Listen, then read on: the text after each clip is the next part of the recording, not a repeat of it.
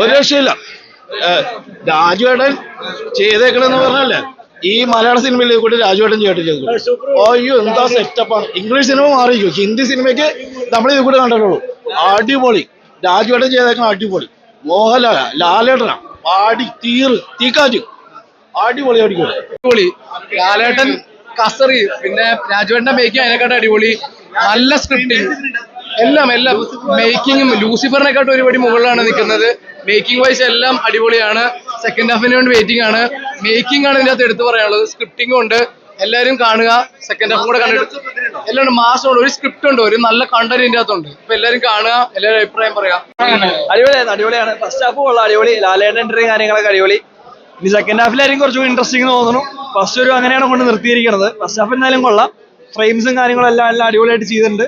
BGM എല്ലാം അടിപൊളിയാണ്. നല്ലൊരു എല്ലാവരും മസ്റ്റായിട്ട് കാണേണ്ട ഒരു ഇതാണ്. സെക്കൻഡ് ഹാഫിലെ ബാക്കി പറയാൻ പറ്റില്ല. ഫസ്റ്റ് ഹാഫ് ഓക്കെ, നല്ല എക്സൈറ്റഡ് ആണ്. അടിപൊളി ഞാൻ ചോദിച്ച് നാണം കിടന്നു കൊടുത്തത്. അടിപൊളിയായിട്ടുണ്ട്. ഹാഫ് ടൈം വരെ സെറ്റപ്പാണ്. ഇനി നമുക്ക്